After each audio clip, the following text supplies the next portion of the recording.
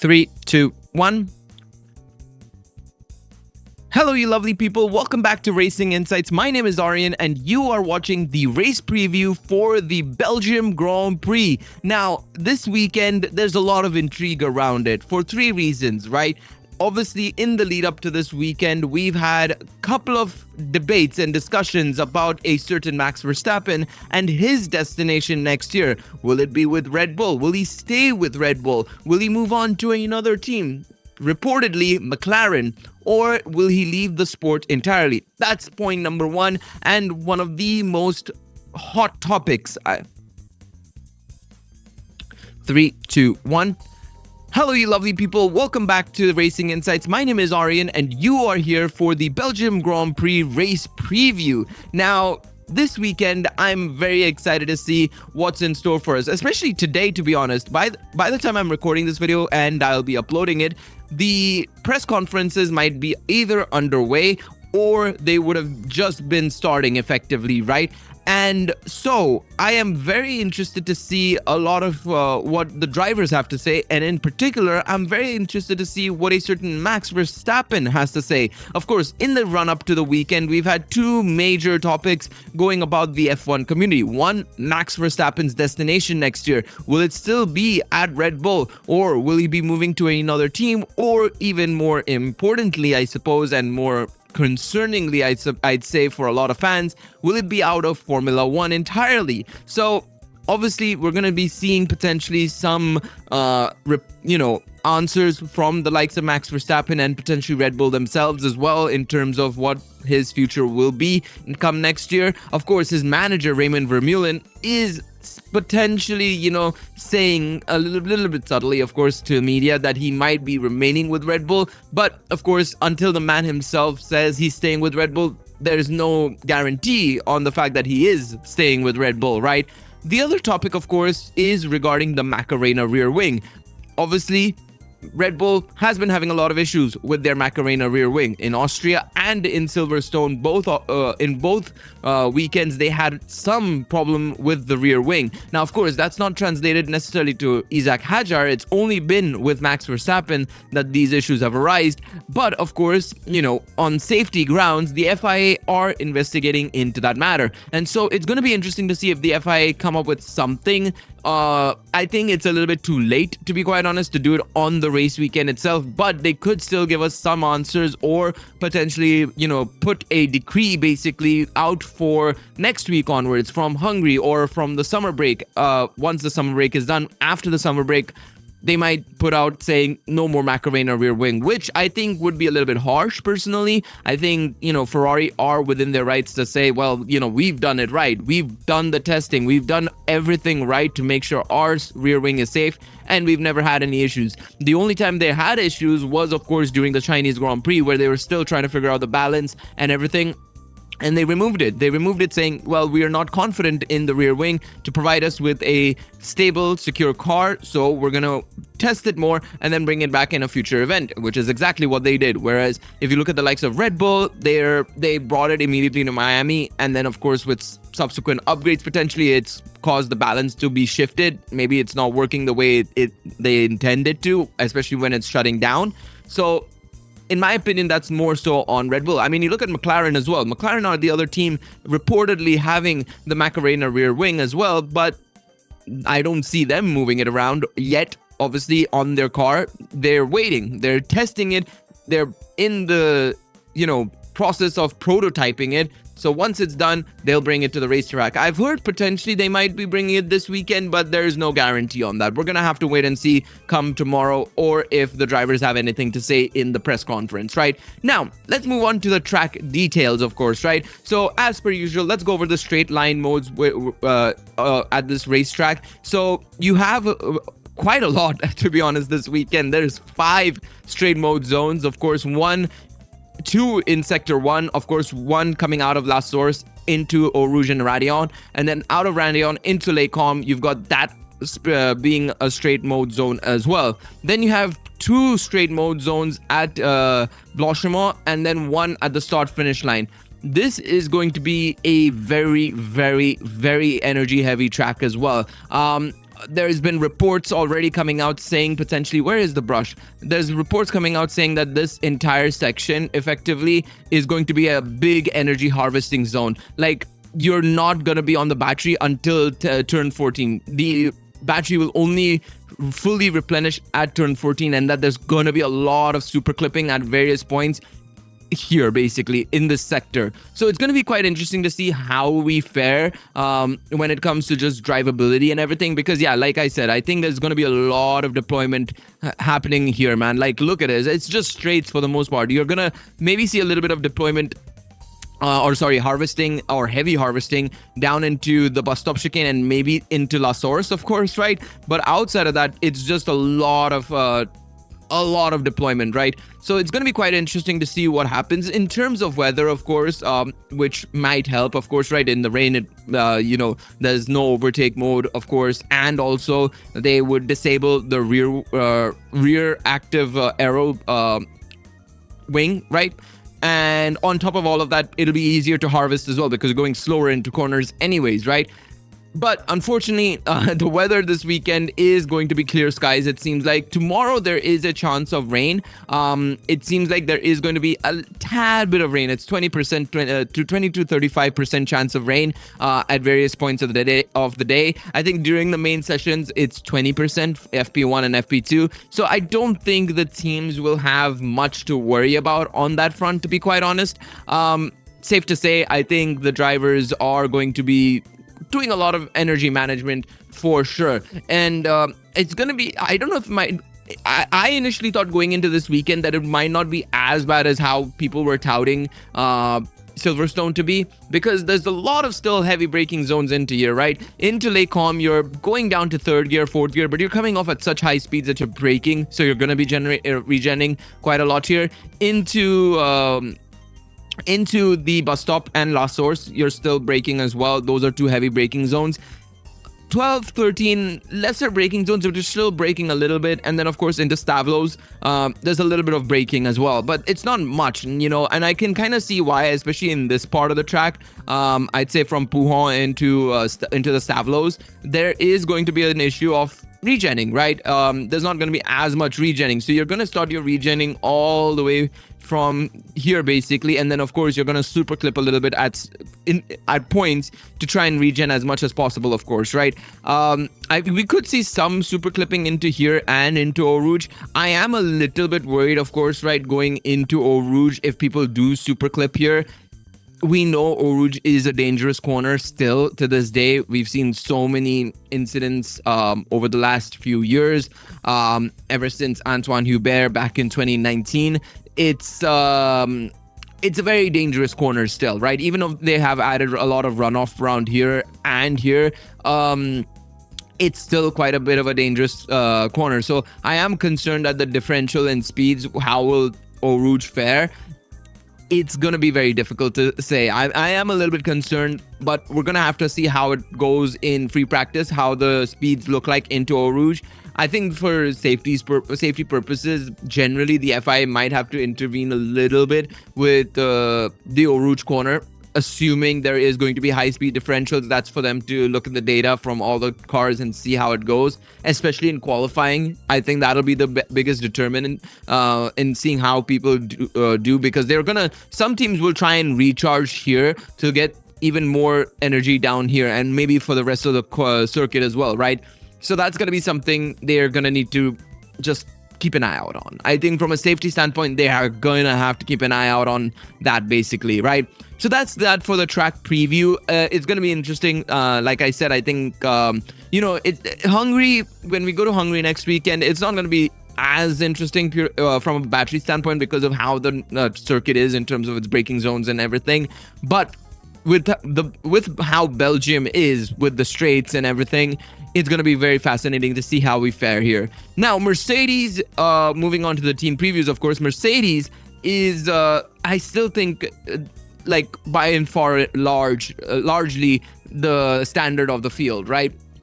I think the best team right now is still Mercedes by far and away. I know Ferrari came really close last week, 2 weeks back, of course, in Silverstone. And considering we thought that they were going to be the fourth best team, they did a fantastic job. Do I think they're going to continue that here? I think to an extent, yeah, but not exactly the way we think they will, like how they were competing with Mercedes in Britain, to be honest, because it's just not. I don't think with the way the track is, it's possible, to be honest. Like, Ferrari is going to be great here, but Mercedes are just going to absolutely smoke them in sectors 3 and 1. I think that is going to be the biggest problem for Ferrari, and we'll come on to Ferrari in a moment. But I think generally speaking, Mercedes are looking very strong, and outside of still some reliability woes, and even then mainly it's that the incident with Antonelli last time around was very weird.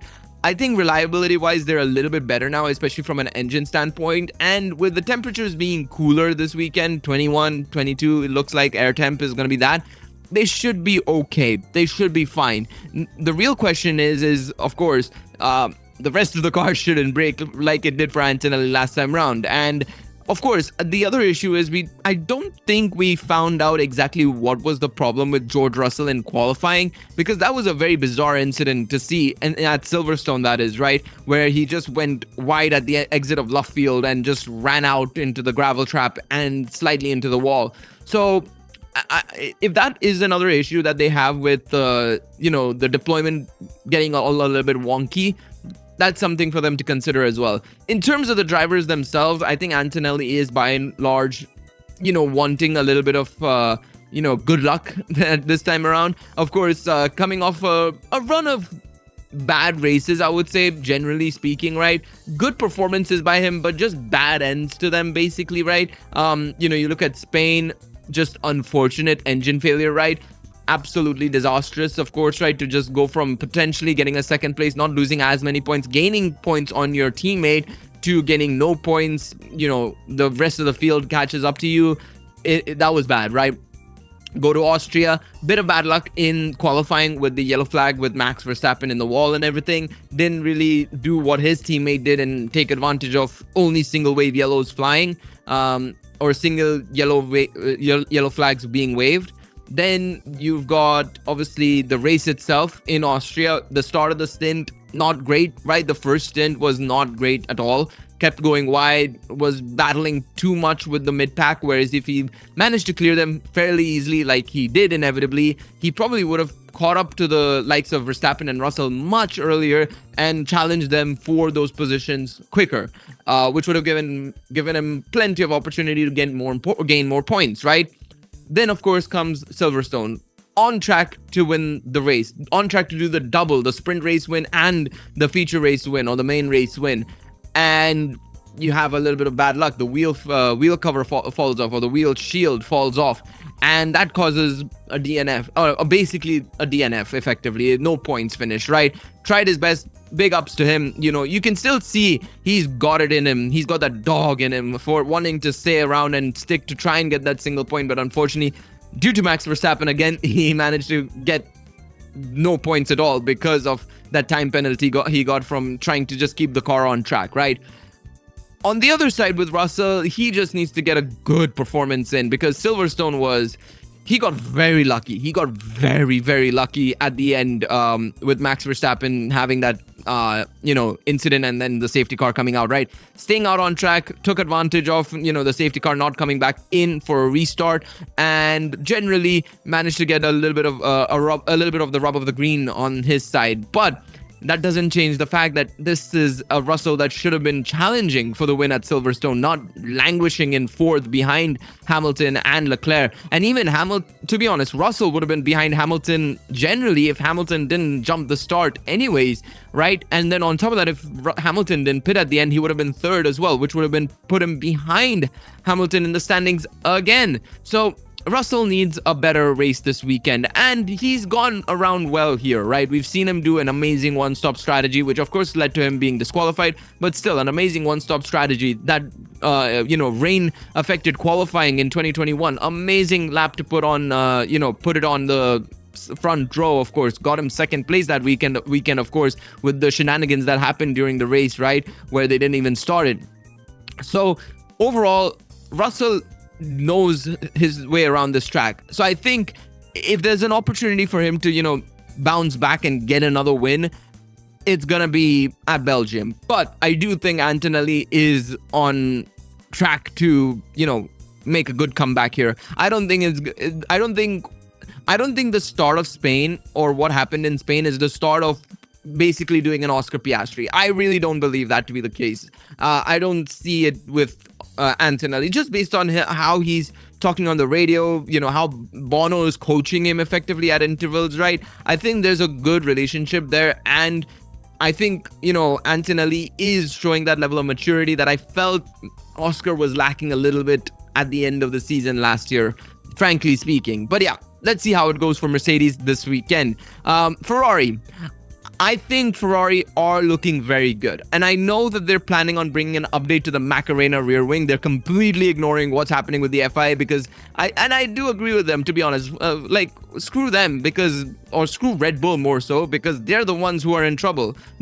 Ferrari's not in trouble. As long as you're getting it right, I don't see a reason why you should ban the device, because it's not like it's affecting any other team necessarily. It's not like the DAS system, which was obviously giving an inherent advantage and, utilizing the suspension in a way during the race, right? There was it was a very morally gray area there, or it was a very gray area for that DAS system back in 2020 I think it was. 2019 or 2020, I can't remember. Was it 2020? 2020, I think it was. I think it was during the COVID season. But the Macarena rear wing is not like that at all. It's completely legal, fully green area basically for the Macarena rear wing. The only question is its safety. And in my opinion, when it comes to safety of a fully legal device, I think at that point you have to really question the team that is running it in a very different way, in my personal opinion. So I think Ferrari are doing the right thing by just continuing the way they are, and also, talking to the FIA to not obviously ban the device outright. I think it's stupid, to be honest. Ban it on the Red Bull, don't ban it on the Ferrari, in my personal opinion. So for me personally, I think it's a good thing that they're just carrying on the way they are. And it looks like they're doing extremely well. Again, they're bringing, like I said, another update to the rear wing potentially this weekend. And I know a lot of teams have been questioning how they're doing this. People forget that at the start of the season, Ferrari quite literally said that we've brought a very basic car. Like, we've done the bare minimum in terms of what we needed to do in terms of getting a good car, at the start line for Australia. But beyond that, they invested very little actually from their funds. They were waiting to see how it would work on track, and clearly that strategy's worked out perfectly because they're just continuously updating the car. They've got the funds to do so, and not only that, what's going to be useful for this season in terms of testing will come in handy for next year anyways. So I think it makes a lot of sense to just keep updating the car, especially when you're within a chance of getting a potential championship title on your hands. I think it's completely fair for them to keep pushing. And I know what they've done as well is to try and push Mercedes into also updating with them as well, because Mercedes can't stop now. Now that Ferrari have had 2 wins, in recent races, Spain and Silverstone, and they're continuously bringing updates, right? With obviously Belgium might not be a track suited for them, but you come to Hungary, right? That's going to be a track suited for them. And then you have the summer break, then they're going to bring their aero package and engine package, and then it's going to be a completely different trajectory, right? So I think it's great that Ferrari are bringing that upgrade this weekend. Do I think it's going to change their fortunes? No. I still think that Mercedes are still going to reign supreme. I just think that even though, yes, you're bringing a Macarena rear wing that is touted to give them a couple of kilometers an hour, I think generally speaking, a lot of their flaws still come from that power unit, right? And that power unit is going to dictate a lot of what happens in sector 1 and 3, in my opinion, right? So let's see how it goes. Of course, if the Macarena rear wing is getting an update, you have to keep in mind that basically what we're seeing is going to be a lot of the straight line modes, zones, basically the SLM zones being better for Ferrari now, obviously, right, as well. So let's see how it pans out. I think, going into this weekend, Charles is on a little bit more of a high, of course, coming off a fantastic race win. I think it's going to be close between the two drivers. It seems like they're on equal pegging effectively. Hamilton's gotten more confident with the car. He's more able with the car now, and Charles is also finally getting used to the car as well. So it's going to be interesting to see if Charles manages to find an extra edge to push him even forward, or if Hamilton can keep Charles right next to him basically in terms of performance. It's going to be very interesting. And remember, Hamilton is really good around this track as well. I think he's had 6 wins around this track. This guy knows his way around this track as well, you know. He's one away from equaling Michael Schumacher's record around Spa as well. So, you know, he'll be looking forward to seeing some good. I think a lot of us will be looking forward to seeing some good performances from the pair of these drivers. It's going to be quite interesting to see how it all pans out. McLaren. Very bad race in Silverstone. I think that's one they'll want to forget. And I think they have a good reason to forget that race, because this weekend they're going to be finally getting access to that Mercedes PU with the improved reliability and updates. So McLaren should be a little bit better on at least, the power unit front. But I do think their problems are a little bit deeper. Frankly speaking, I think their problems are a little bit deeper. Their problems mainly are with the chassis and aerodynamics. You could see it at Silverstone as well. The car just doesn't have any sort of grip towards the end of the lap. You know, it was really struggling. Every time they'd come out of Club and Vale, it would just squiggle around so easily, you know, just as they're approaching the finish line. And I think both drivers are struggling with that a little bit. I think Oscar more so than Norris recently. Norris, I think, like I said, he's been a star this season. He's done super well, you know, getting that sprint podium at Silverstone, then coming 4th in the main race, obviously with a little bit of help of Max Verstappen's safety car, but still very good race overall from him. Whereas Oscar was languishing. I mean, he of course had that incident with Liam and Arvid. He was in a sandwich basically, it seems like, and that led to some damage. Couldn't finish in the points, of course, that race. But generally, you can see he's been a little bit behind Norris as well. So Oscar will definitely look to have some, you know, improvement in this weekend's race. But I still think Lando is going to be just better overall. I think Lando's, you know, like I said at the start of the season, or I said it in the Austria Grand Prix preview, I think it was. Lando feels and looks like he's genuinely driving with no pressure anymore, which is great, because I think a no pressure Lando is a really good driver, because every time he lost positions or suffered quite a bit in 2024 and even in 2025, it felt like he was driving with that pressure that I need to win this title. I've been given a good car. I need to win this title. And then you'd make mistakes. But this season, you know, I feel like he's not made that many at all. And he's been driving a very good season, frankly speaking. So I think Lando is going to take it this weekend still, but I'm hoping Oscar can make a little bit of a comeback. Let's talk about Red Bull, the big one here. Of course, Max Verstappen's future is still in debate. The rear wing is still in debate as well. Can they have a good weekend? I don't know, to be honest. I really don't know. It's going to be a tricky one, because if they haven't been able to fix that rear wing issue, Max is not going to have complete faith in the car. Isaac is going to also have some questions. Of course, it's not affected him yet, but he might also have some questions as to, will it happen to me as well, like it happened to Max Verstappen? And especially with the high-speed, you know, corners that we have. I mean, shit. Going from La Source, the wing opens up, and then it shuts down just as you enter Eau Rouge, going up Radion. Oh, if that doesn't work there, that could be a big accident. Which is why I'm surprised the FIA haven't mandated Red Bull to switch their rear wing, because Red Bull aren't going to do it themselves. Let's be real. Red Bull are going to be, you know, as long as it's giving them performance and nobody's saying anything yet, they're not going to care.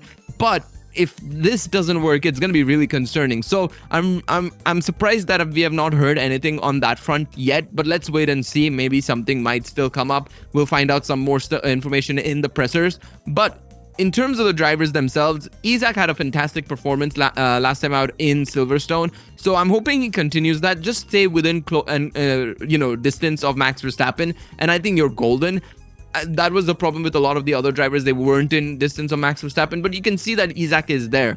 And obviously Max was struggling last time out as well, so there is that factor. But when you have a weekend where Max is struggling, you need your second driver to also feel confident as well, if possible, of course, right? If both drivers are struggling, both drivers are struggling. But if there is an opportunity where your second driver is, able to be more confident in the car, then why not obviously take advantage of that, right? And that's what they need in Isaac Hadjar, somebody who can be confident on the weekends where Max isn't.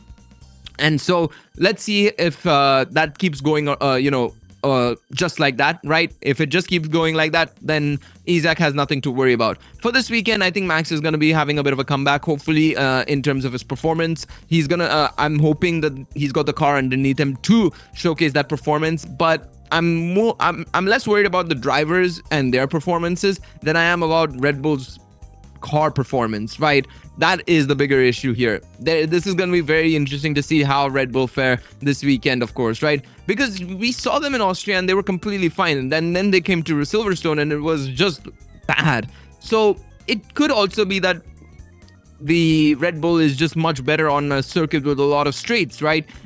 And they've got that here. So let's see if it works out for them. And let's see if it works out for them, right? Alpine, coming off a good double points finish, but still dropping points to Racing Bulls. They're going to need a good weekend this week. And do I expect it from them? Unfortunately, no. I don't see them still having a good performance. It seems like they've lost a bit of an edge compared to the rest of the field, and especially to Racing Bulls, more so than anything else. And I think that's going to be a bit of a concern for the drivers and for the team itself as well. Obviously, Pierre Gasly finished behind Colapinto last time round. Of course, Gasly was affected by a lot of just generally different things with the safety car, the pit stops and everything.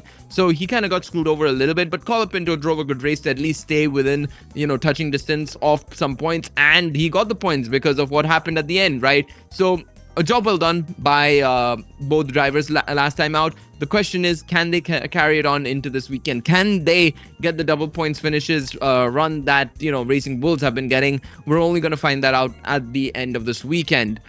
Racing Bulls, really good performance at the end of the Silverstone Grand Prix, or the British Grand Prix, I should say, sorry. And double points finish, 6-7, fantastic performance from the pair of them. However, my only concern now, and this is more so an intra-team battle, issue, is that Arvid Lindblad is seemingly rebelling a little bit, saying that he's faster, he should be getting preferential treatment over Lawson in the sense of generally during the race. He feels like he's faster, he feels like he's more consistent, and so on and so forth. I don't see it, to be honest. I feel like Lindblad is stretching that a little bit. I don't know who's feeding him that information necessarily, because Lawson's just been Mr. Consistent for a long time now, and he's just been performing really well. Lindblad has been performing really well, but I don't think it's as good as what Liam's been doing. And so I do think that I'm hoping somebody has, over the last week and a half since the last Grand Prix, had a chance to get these two guys to sit down together, or at least get Arvid to sit down and just talk to him about, how he's behaving on track. Because he's got talent, but I don't think he should be just jumping into this so quickly, saying like, I should be number one, I should be given the opportunity to show myself. And, like when he was when we were at the British Grand Prix, right, when we were in the main race, right, he said to the team that, oh, I'm faster than Liam, let me go by him, or something along those lines, basically, right? Maybe not so openly said let me go by him, but he said I'm faster than Liam. Liam could have been managing his tires, and he was managing his tires, and because the moment they told him, okay, give us a little bit more pace, and Liam just shot off basically, and Arvid was just stuck behind. So for me personally, I think there has to be that discussion between the teammates, or at least with Arvid himself, in getting an idea on just cooling him down a little bit. Like, you're doing really well as a rookie, you're doing great, but let's cool it down. We want the team to get as many points as possible as well, so let us handle that. That's what I would be saying as potential team principal or as team manager, basically, right? I don't know what to say about Haas, to be honest. Haas have been just disappointing. I really don't know. I don't think they're bringing any upgrades this weekend, so it's going to be another shit show from them as per usual. The bigger concern I have is there's been a little bit of rumors, and this is mainly from Sky Sports and David Croft, that we might be seeing Behrman leaving the Ferrari fold and going to Red Bull. which I don't want. I'd rather not. Look, I know Behrman is probably a little bit disappointed that they're planning on continuing with Lewis at least for 2027 and maybe 2028. I personally would say fine, 2027 is fine, but 2028 I'd probably bring Behrman into, the main team, the Ferrari team. And I can get that disappointment, but I'm still hoping he holds out because I genuinely think he's a fantastic talent. I think he's Ferrari's best upcoming talent out of all of the ones that we have in store, right? Behrman, Dino Beganovic, Rafael Camara. I think Behrman is still the best talent. He's the one that we need to challenge potentially Antonelli once the likes of Charles and all leave. He's the one who's probably going to be our best option to challenge Kimi Antonelli in the future. So I would love to see Behrman stay with Ferrari, but I mean, it's his career. Of course, he makes the decisions, and if he feels like Red Bull's giving an early opportunity like just in 2027, I can't blame him for taking that. In the case of Esteban Ocon, I mean, I'm hoping he sticks around because I just don't see him necessarily leaving. Again, the team's been in a mess. 16.5-second pit stop for him last time round was just an abomination, to be honest, to say the least. I think, generally speaking, Haas this weekend just need to have a consistent weekend and hopefully get some performance somewhere. Just do a lot of testing, work with the car, get the drivers to kind of give good feedback and, come to Hungary or post-summer break with the car that actually is able to compete for points, right? Because the start of the season was so good. We saw Behrman getting 5th, 6th, so on and so forth, and then they're languishing in like 14th, 15th. It's depressing to see. It's really depressing to see. A team that's not as depressed and a new team that's not as depressed is Audi, because of course getting points again and finally after a long period of not getting points since that first race, they must be on a high. They have to be on a high. I mean, Gabriel Bortoleto getting that 8th place is brilliant. Gives them a little bit of distance to Aston Martin, of course, who are looking to get upgrades as well. So if they were caught by Aston Martin, then they would be at risk of potentially, not, going behind them in the constructors. But Audi, I was going to say Antonelli there.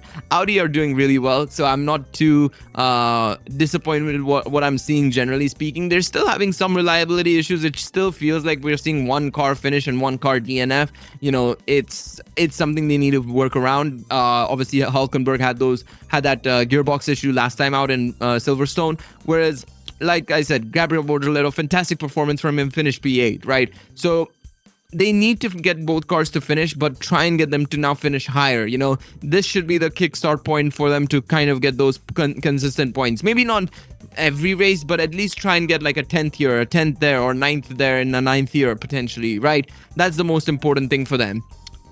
Another team that's just down in the dumps alongside Haas is Williams, because they've also got just a lot of issues as well. I think Alex Albon obviously had that incident with Behrman at the start of the race, who, like I said, I think Alex Albon is in a bit of a rough patch right now.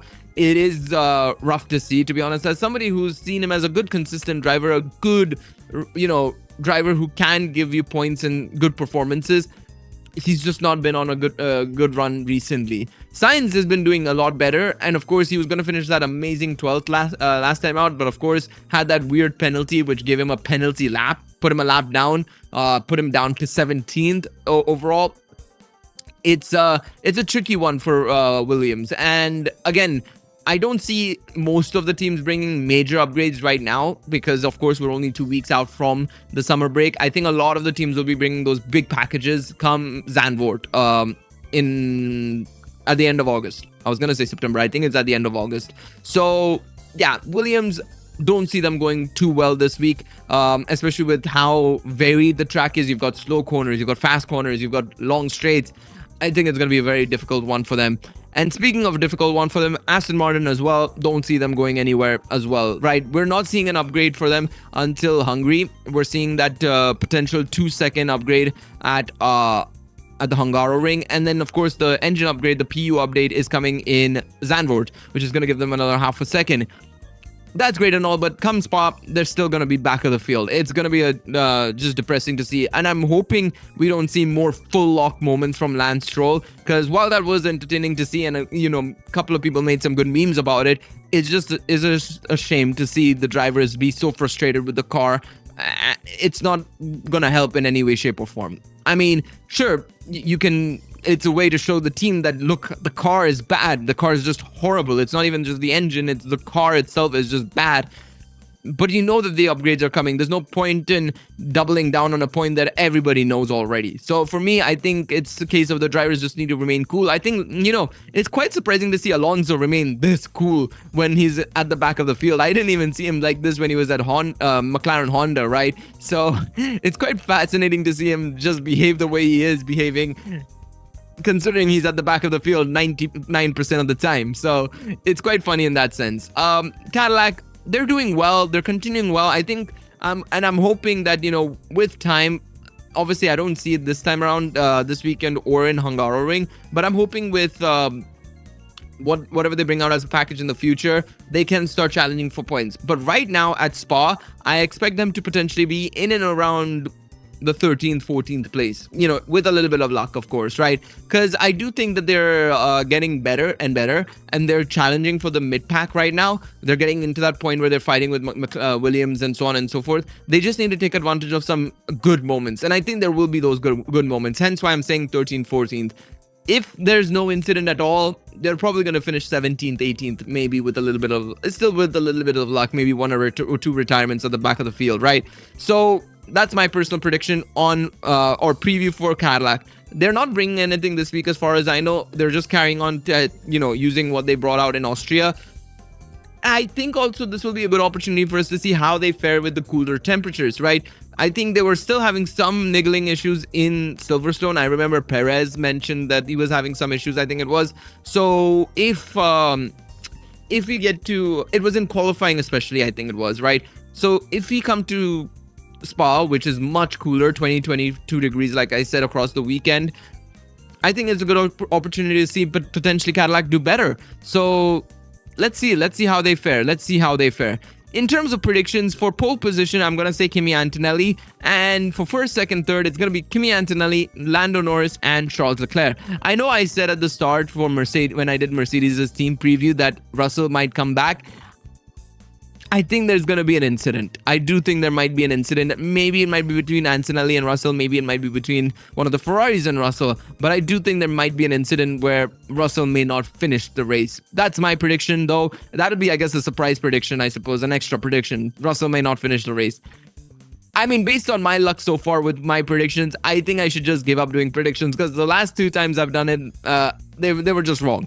So let's see how it fares. But let me know what you guys think, of course, in the comment section down below. You let me know your predictions, your moments that you're looking forward to the most. Are you guys interested in seeing what happens with Max Verstappen? Where do you think Max Verstappen will head? Let me know in the comment section down below. Thank you so much for watching. I'll see you guys in the next one. Take it easy, everybody. Bye-bye.